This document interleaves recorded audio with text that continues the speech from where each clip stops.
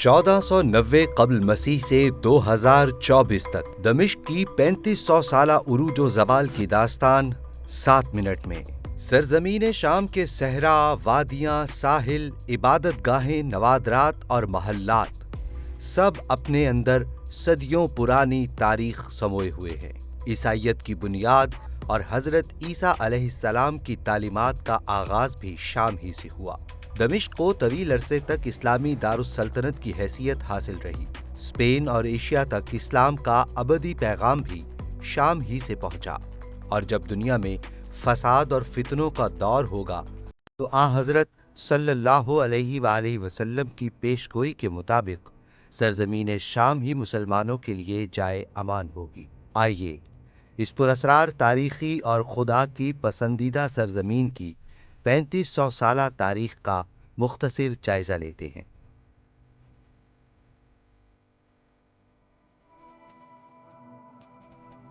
ناظرین، شام کے دارالحکومت دمشق کے بارے میں یہ بھی کہا جاتا ہے کہ یہ دنیا کا ایسا شہر ہے جو کبھی تباہ و برباد نہیں ہوا۔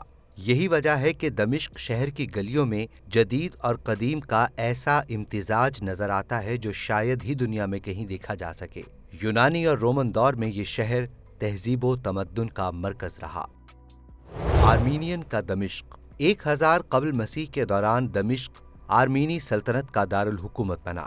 یہ وہ دور تھا جب آرمینینز نے نہ صرف شہر کو نہری نظام کا تحفہ دیا بلکہ کئی علاقوں کو آرامی زبان اور نام عطا کیے جو صدیوں تک قائم رہے۔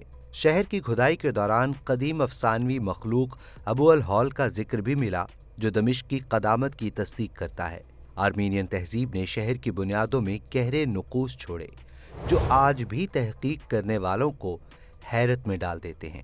مسیحی دور سے پہلے دمشق دیگر سلطنتوں کی طرح حملہ آوروں کی نظر میں رہا۔ کبھی آشوریوں نے اس پر قبضہ جمایا، کبھی بابل، فارس، یونان اور رومیوں نے اسے اپنی سلطنت میں شامل کیا۔ 333 قبل مسیح میں سکندر اعظم نے دمشق کو فتح کر کے اسے رومن سلطنت کا حصہ بنا دیا۔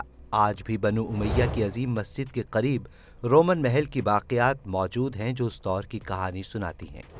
دمشق وہ مقام بھی ہے جہاں روایات کے مطابق حضرت عیسیٰ علیہ السلام کے ساتھی پال نے مسیحیت قبول کی۔ یہ چرچ جو اس واقعے کا گواہ ہے شہر کے تاریخی اور مذہبی ورثے کا حصہ ہے۔ 4 صدی عیسوی میں دمشق مسیحی شہر بن چکا تھا اور بازنطینی سلطنت کے لیے ایک اہم دفاعی گڑھ تھا۔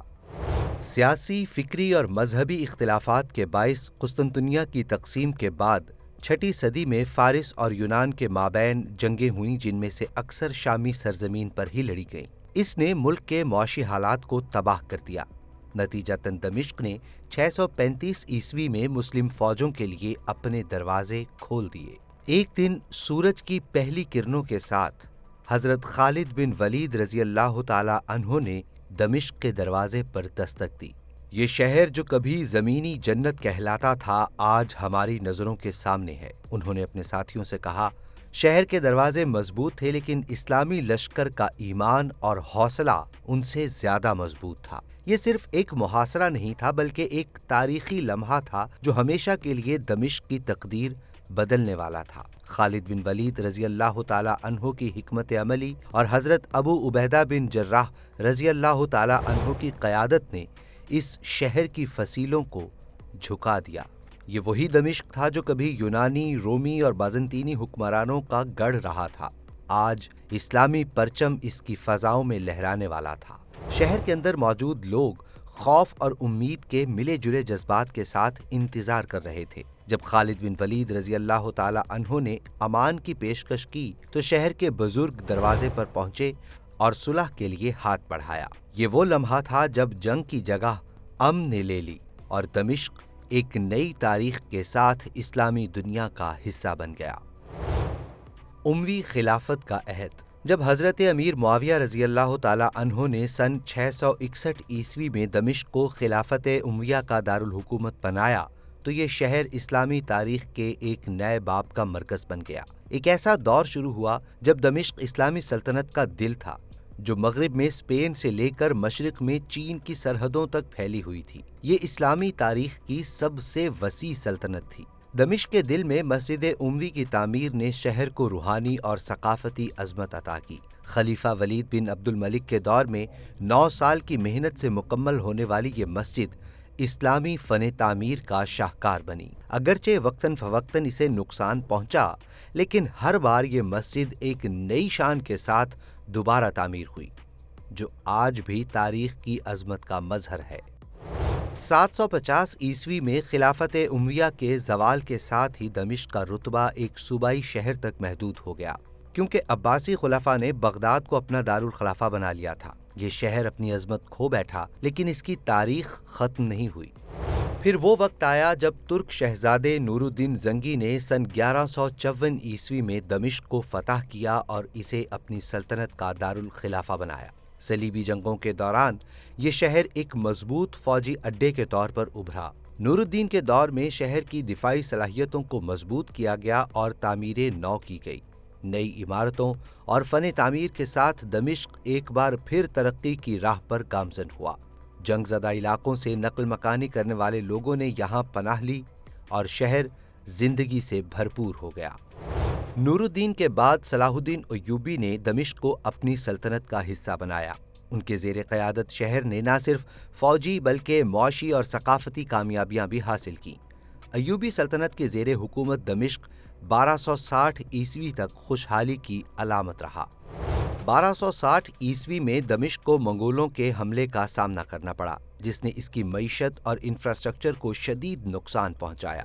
लेकिन ममलूक सलातीन ने मंगोलों को शिकस्त देकर दोबारा अमन कायम किया और दमिश्क की मईशत को बहाल किया। ममलूक दौर के दौरान दमिश्क को दो बड़ी तबाहियों का सामना करना पड़ा। पहले 1348 से 1349 में एक वबा ने शहर की निस्फ आबादी को हलाक कर दिया।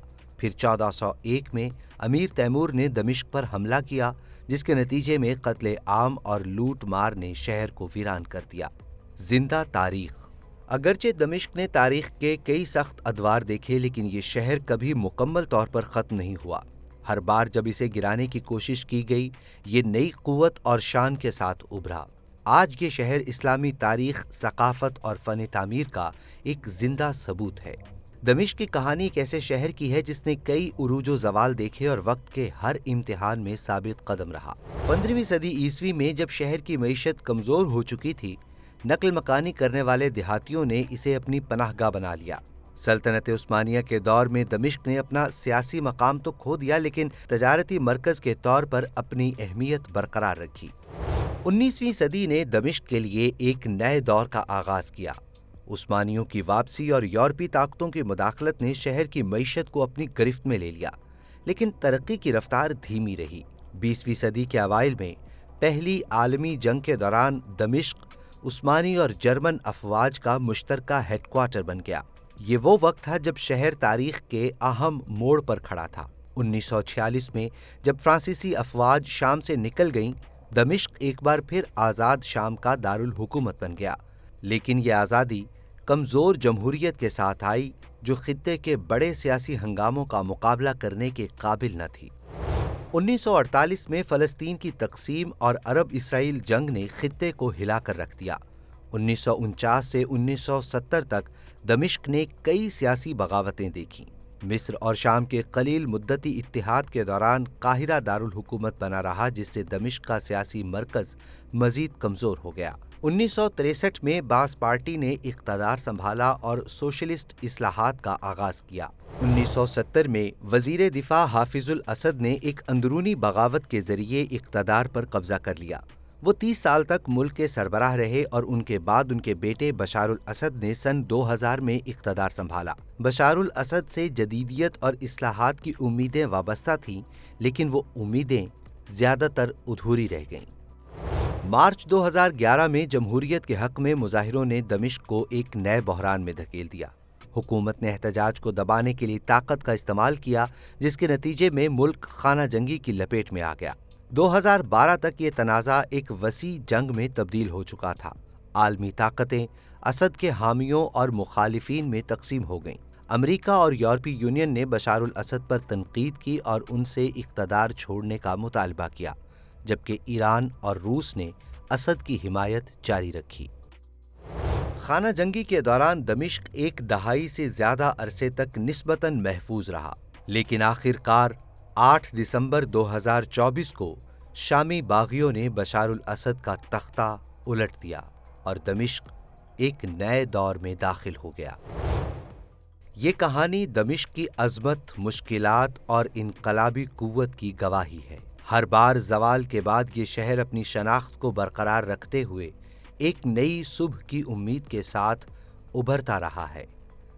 دمشق آج بھی ایک زندہ تاریخ، جرأت اور استقامت کا استعارہ ہے۔